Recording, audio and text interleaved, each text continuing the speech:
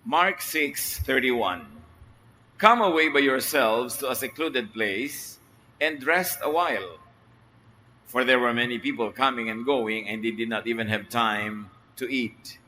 Ang Panginoong Hesus ang may sabi nito sa kanyang mga alagad upang sila ay magpahinga. Dating at dating, hindi magkamayaw, hindi matapos ang pagdating ng mga taong humihingi ng kagalingan, kailangang ipanalangin, kailangang payuhan, kailangang tulungan. At sila mismong mga alagad ni Jesus ay hindi nakapagpahinga, hindi man lang makakain.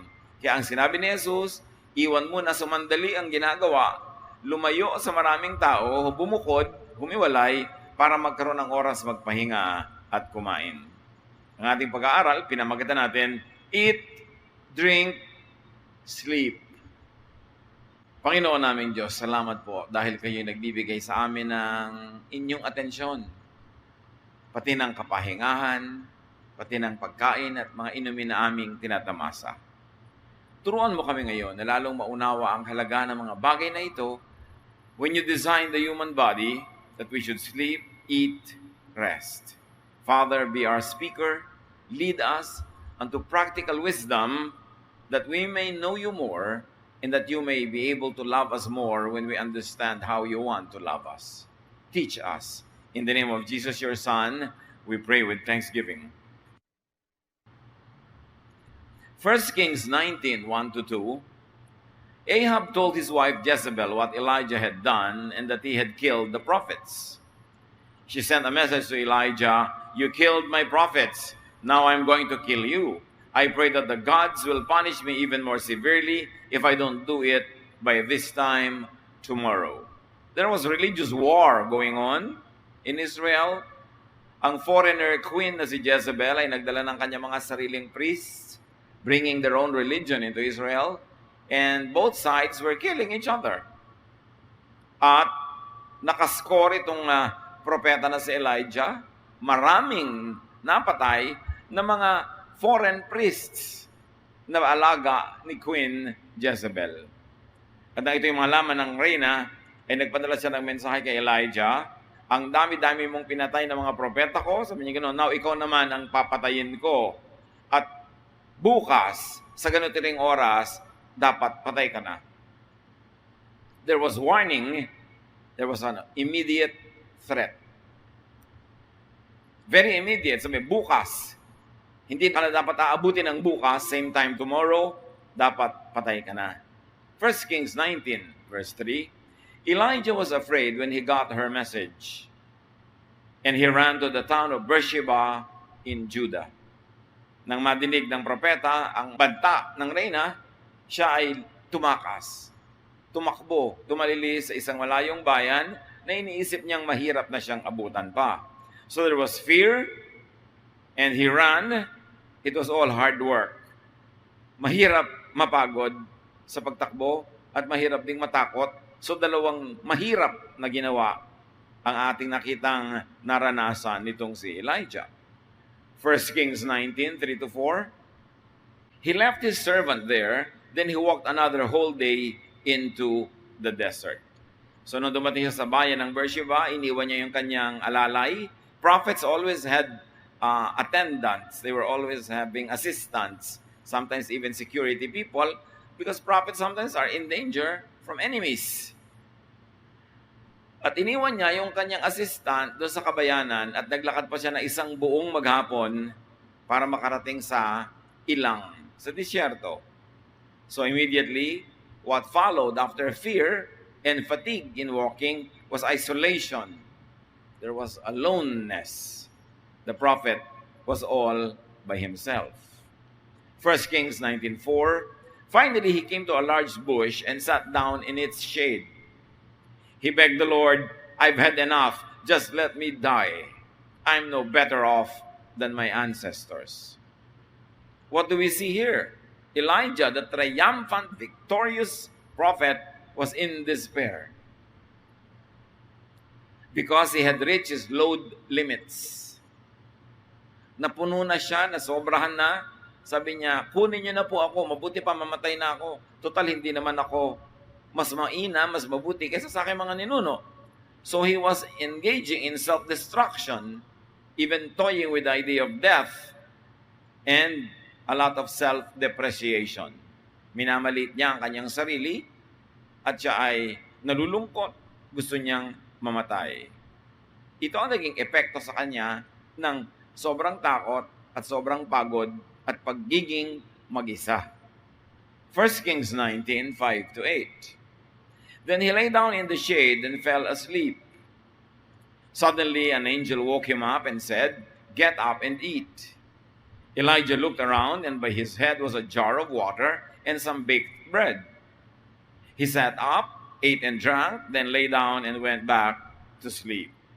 Soon the Lord's angel woke him again and said, "Get up and eat, or else you'll get too tired to travel." So Elijah sat up and ate and drank. Sa pagod, nakatulog siya doon sa lilim nitong maliit na puno sa disyerto. So at least there was rest and sleep for the prophet. But an angel of the Lord woke him up and said, "Bumangon ka muna, kumain ka muna, uminom ka muna." At pagkatapos noon, nakita ni Elijah na oo nga, merong isang palayok ng tubig at merong tinapay. At yun ay kanyang kinain. At matapos niyang kainin, siya ay nakatulog na muli. At matapos ang konting panahon, ginising siyang muli para pakainin na naman at painumin. At natulog na uli siya pagkatapos noon. 1 Kings 19:8, the food and water made him strong enough to walk 40 more days. At last, he reached Mount Sinai, the mountain of God. So, dahil siya ay nakatulog, at dahil siya ay nakainom, at nakakain, at nakatulog uli, at nakainom, at nakakain ulit, bumalik ang kanyang lakas. Hindi lang yon, bumalik ang kanyang katinoan. Kanina gusto na niyang mamatay. Pero ngayon, naglakad pa uli siya ng 40 more days. So there was strength again in his body, and very importantly, in his spirit. So he walked, and he worked hard. It was great work, 40 days walking.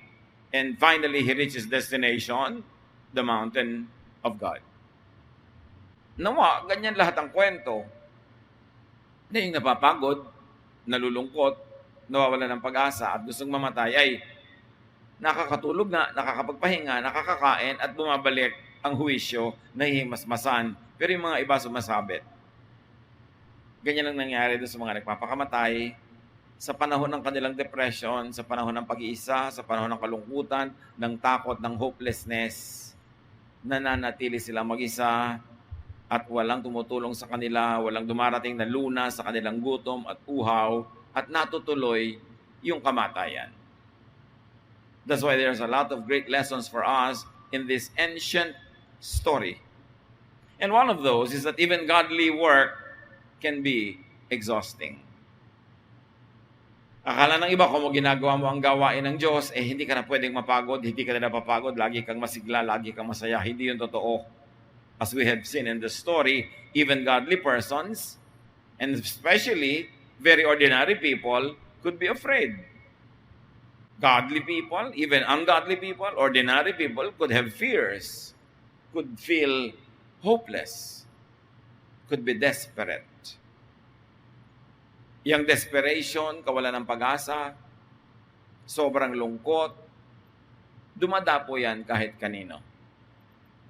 Pero bakit naging masyadong matibay at mabigat ang pagdapo kay Elijah?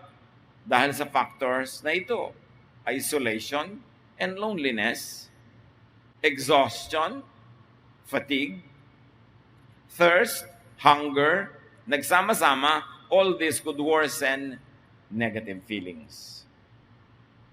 And this time, I'd like you to think about your own life or the life of people close to you. Kung may negative feelings na, natanggal na sa trabaho, bumagsak sa exam, iniwan ng papa, nawala ng love life, nasunugan ng bahay, nanakawan ng kabuhayan, nagkasakit, negative na yung feelings. Pag dinagdagan mo pa yan ng pag-iisa at lungkot, at dinagdagan mo pa ng pagod ng katawan, at dinagdagan mo pa ng uhaw at gutom na hindi mo inaasikasong painumin at pakainin, pwede ka maging kandidato sa sobrang depression to the point that people are tempted to want to die. Katulad ng kay si Elijah, gutom lang pala. Gusto nang mamatay. Pero nung nakatulog, nakakain, nakainom, gusto na uling mabuhay. In fact, nabuhay na naman siya. So, pagod at gutom lang pala. Madaling matakot, madaling malungkot, madaling madepress ang pagod at gutom. Kaya marami sa sobrang nag-exercise, sobrang nagda-diet, marami dyan nade-depress. Kasi deprived ng proper nutrition at deprived kuminsan ng pahinga kasi sobrang mag-exercise. So rest, especially sleep, food and drink, and company or companion, like the angel in the story, could restore positive feelings, physical and spiritual strength, and all of this could also restore hope and aspiration. Simple lang, pero nane-neglect. Inumin, pagkain, kasama.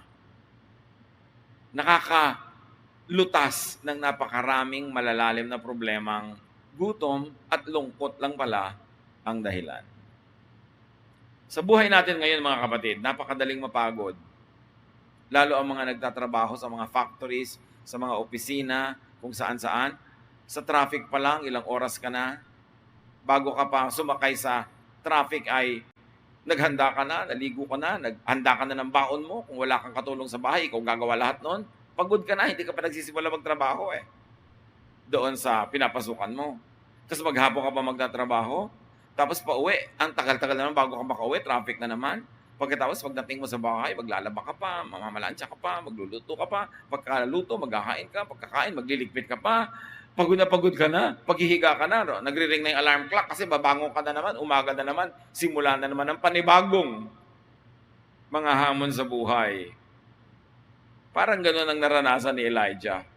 When physically, mentally, spiritually, emotionally tired, when distressed, stressed, and depressed.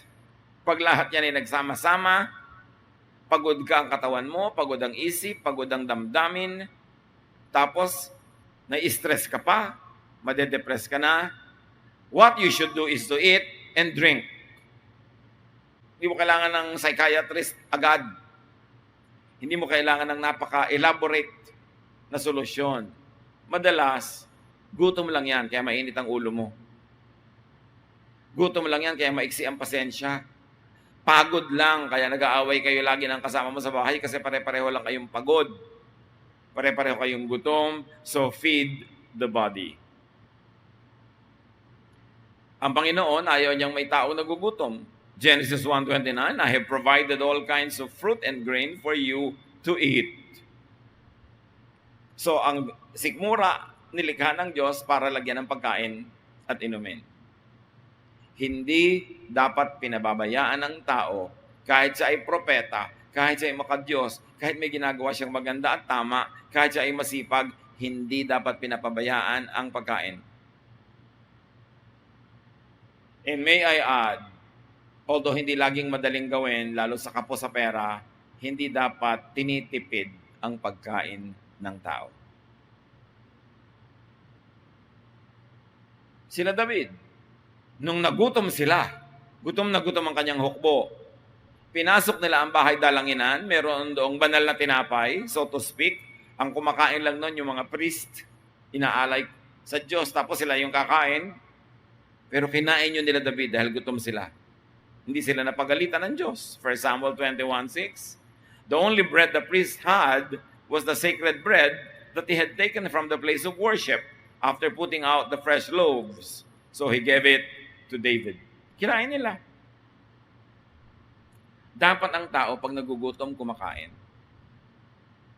Sobra na pag yung sarili mong sikmura, titipirin mo pa. Tapos may bago kang cellphone, makakain mo ba yan? Kung ano-anong pinagagastahan, tapos tinitipid pagkain. No. Duty nyo sa Diyos na lumikha sa inyong sikmura na lagyan niya ng masustansya at hanggat maaari ay masarap na pagkain. Ang taong busog at kumakain ng tama, hindi naiisipang magpakamatay. At ang tao ring busog, kumakain ng tama, hindi maiinitin ang ulo. Inaantok pa nga yan, kaya oo na lang ng oo pagka nabusog. Kaya dapat binubusog ang sarili. Ecclesiastes 2:24, the best thing we can do is to enjoy eating, drinking, and working. I believe these are God's gifts to us. Dapat ang pamilya, pagka kumakain, hanggat maaari at hanggat kaya, parang celebration. Kahit ang kakainin mo lang yung tuyo, ilalagay mo naman sa maganda-gandang plato, lalagay mo ng mga kamatis, sakwate, mga bulaklak, pampagana sa buhay. Hindi pagtingin mo pa lang doon sa plato, inaantok ka na, may isang ulilang tuyo, wala man lang katabi kahit ano. Nakakatamad kainin. Kailangan pinapasaya. Gano'n ba naman kamahal yung magagandang plato at magagandang baso, lalo ngayon, ang dami ng very affordable.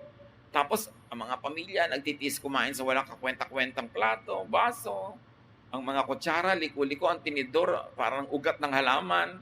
Dahil pinansusundot ng mga butas ng lata ng gatas, kung ano-ano nangyari. Hindi tuloy nakakagana. Kailangan pinapasarap mo yung pagkain, binibigyan ng appetite, at nilalagyan nyo ng color ang dining table. Do you know that orange is the color of appetite? So maglalagay ka ng mga kulay orange dyan. Kung hindi tunay na prutas na orange, kung ano mang mga orange, kamatis, yung mga mamula-mula, manilaw-nilaw. Kaya ganyan ang mga kulay ng mga fast foods. Mga orange, mga dilaw. Kasi nakikita mo pa lang yung ginaganahan ka na. Subukan mong gawing itim ang tapete ng mesa mo pagka hindi tinamad kang kumain. O gray. Yan pinapasaya mo. Celebrate eating. Hindi yung nagmamadali ka, hawak-hawak mo lang yung kinakain mo, lakad ka ng lakad, nagbibihis ka, na ganun lang yung pagkain. Masarap may seremonya, yung upo kayo, kakain kayo.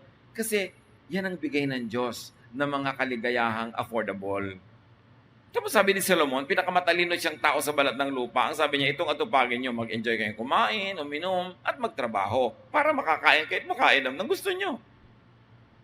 Importante, do not neglect that. And when you're depressed, lonely, sad, listless, naiinip, nalulungkot, change your body chemistry.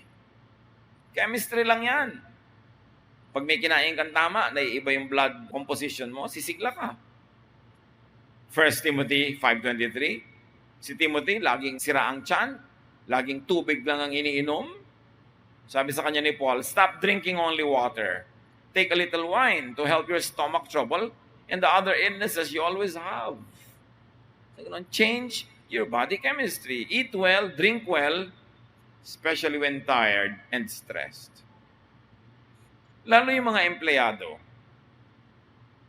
Siyempre, para makatipid-tipid naman, nagbabaon pa ng lunch. Pagbukas mo ngayon ng lalagyan mo ng lunch, panat na yung kamatis, umurong na yung pritong itlog, natural, dahil lumamig na, tumigas na yung kanin, tapos araw-araw ginagawa mo sa sarili mo yan.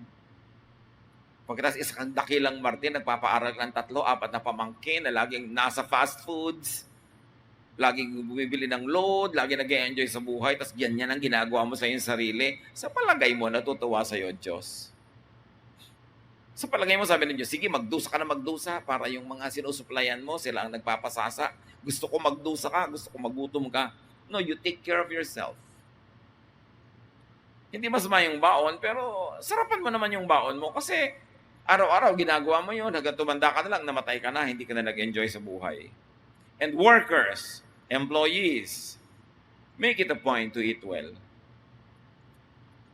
Yan ang inyong treat sa inyong sarili at yan din ang tungkulin nyo sa Diyos na lumikha ng inyong katawan. Therefore, to be able to do all this, to eat well, to drink well, you have to work. Produce food and drink. Have the capacity to enjoy food and drink. Lalo yung mga busy sa kanilang mga profesyon, halos wala ng oras kumain. Bakit pa kayo nagpo-profesyon kung pagkain lang, hindi nyo maasikasong gandahan at sarapan? Para ano pa nabubuhay tayo? Isa yan sa mga pleasures ng katawan na affordable. Hindi ka paghihirapin ng pagkain kasi pag busog ka na, tumitigil ka na . Drugs, paghihirapin ka. Gambling, paghihirapin ka. Yung mga ibang mga bisyo, paghihirapin ka, but not food. Because you stop eating when you're full. Paano ka maghihirap nun? Napakahalaga yon. Importante na magtrabaho para ma-afford mo yung gusto mong kainin. Genesis 3:19, sabi ng Diyos, by the sweat of your brow, you will eat your food. Pagtatrabahuhan mo, ang kakainin mo. So gusto mong maramit masarap na kainin, husayan mo ang pagtatrabaho. It's very important when you are physically tired, emotionally tired, to rest and sleep. And again, I like to emphasize, working people, office people, factory people, halos wala nang panahon mag-sleep, mag-rest. Kaya yung iba sobrang maka-adapt, nakatayo sa MRT, nakakatulog. Can you imagine that? Sa sobrang antok. Ang mga tao ngayon, hindi nila alam kaya sila mainitin ng ulo, madaling magalit, madaling mag-away, kasi mga kulang sa tulog. Mga bata, mga palasagot sa magulang, mga nagiging suwail, kulang sa tulog.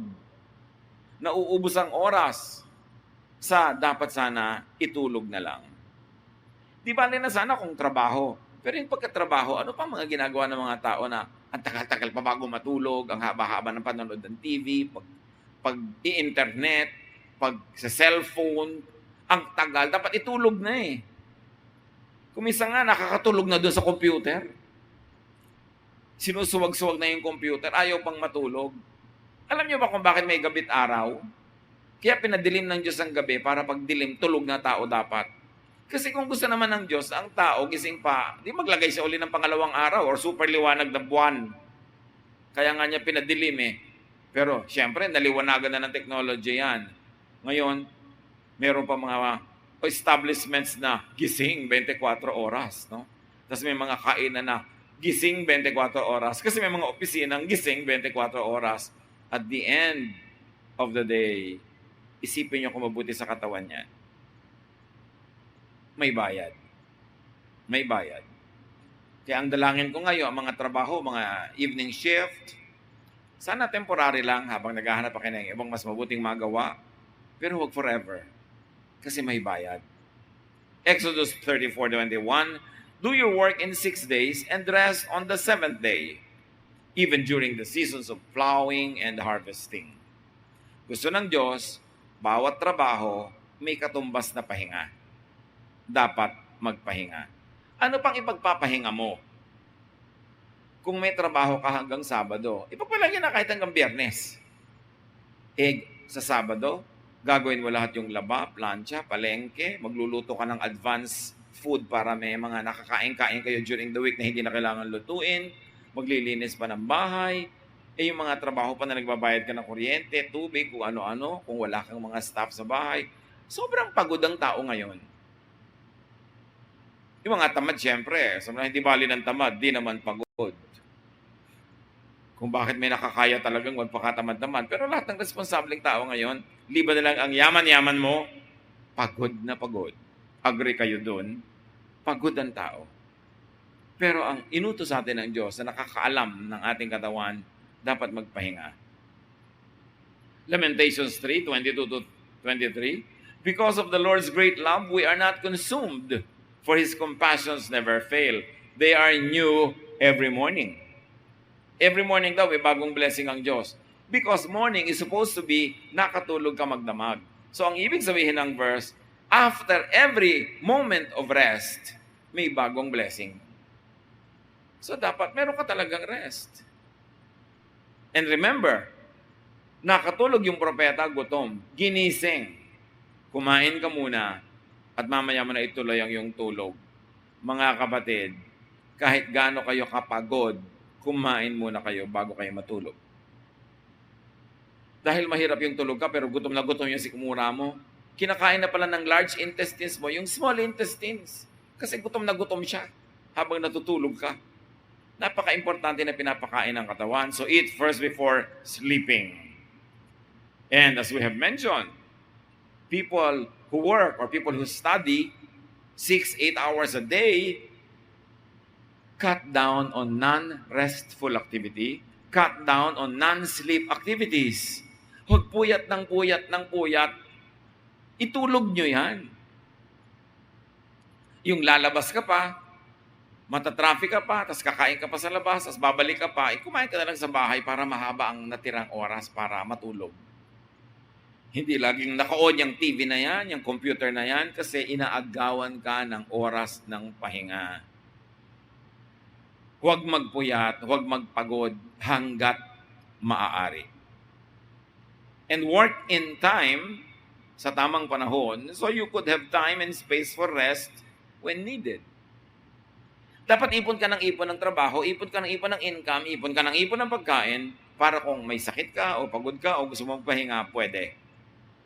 Dahil meron kang inimpok. The Proverbs 31 lady, ang sabi sa kanya, she laughs at the days to come. Bakit? May savings kasi. Bakit may savings? Masipag. So hindi siya masyadong natatakot tungkol sa hinaharap. Kaya yung ating binasa kanina, sabi ni Jesus sa kanyang mga disipulo, Mark 6:31, come away by yourselves, iwan nyo yung mga taong pinaglilingkuran nyo to a secluded place nang hindi kayo masundan and rest a while. Kahit si Jesus, hindi niya sobrang pinapagod yung kanyang mga disciples. Pinagpapahinga niya, sukdan pa ngang iwan yung mga taong pinaglilingkuran. Hindi naman gusto ni Jesus sa paglilingkod mo sa mga tao, namatay ka na sa pagod at gutom at hirap.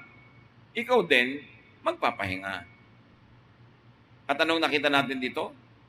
Noong si Elijah ay nalaman niya ang banta ng reyna, tumakbo siya palayo. Get and stay away from stressors. Sa buhay natin may mga Queen Jezebel. Kaka-stress. Layuan nyo. Huwag kayong laging dikit ng dikit sa mga nakaka-stress. Kaya tao yon o bagay o activity. Even hunger and thirst and fatigue, hanggat maaari, iwasan nyo at layuan nyo. Bago kayo magutom, kumain na kayo. Bago pa man mauhaw, uminom na. At bago mapagod at bumigay, magpahinga na. The Arabs have a saying, close the door that brings in the draft. Palibhasa at ang mga bahay ng Arabo sa disyerto noong unang panahon ay walang bintana, pinto lang. So sabi, isara mo yung pinto para huwag pumasok ang ambon, ang ulan, ang hangin. So kung ano man yung nagbibigay sa ng stress, pagsarahan mo ng pinto hanggat maaari at hanggat kaya. At sabi ni Jesus sa prayer sa Matthew 6:13, lead us not into temptation, but deliver us from the evil one. So i-apply natin din yan sa lead us not into temptation na magpuyat, into temptation na magutom, mauhaw. Lead us not into that kind of temptation. Deliver us from that kind of evil in our lives.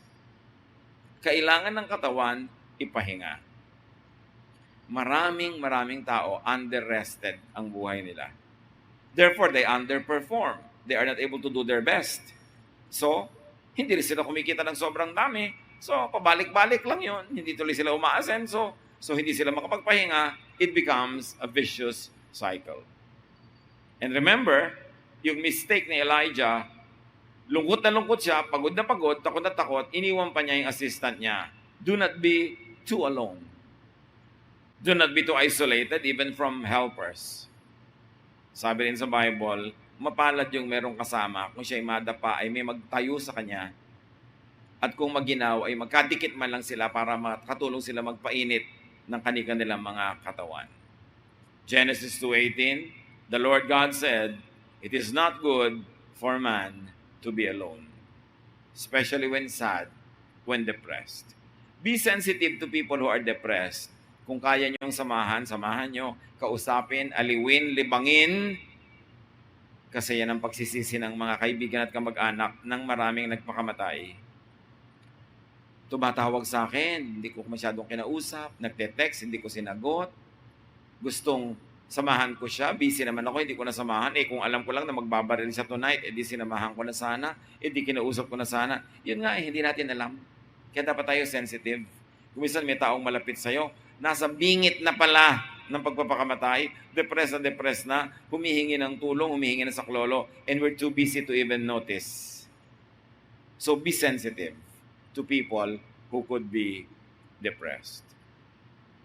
And let God's angels Even God's human angels help you. Be ready, be open to receive help. Hebrews 13:2, be sure to welcome strangers into your home. By doing this, some people have welcomed angels as guests, even without knowing it. So, may mga anghel na totoo at may mga taong parang anghel sa buhay natin. Kung nangangailangan tayo ng tulong, tanggapin natin ang tulong at makinig tayo sa kanila. And as we have mentioned, be sensitive to and help persons in distress. Persons who are reaching their load limits, napupuno na sila, bibigay na sila, sasabog na sila. Let's be sensitive to them and let's be sensitive to persons who are suffering. Time naman para tayo yung maging anghel sa buhay nila.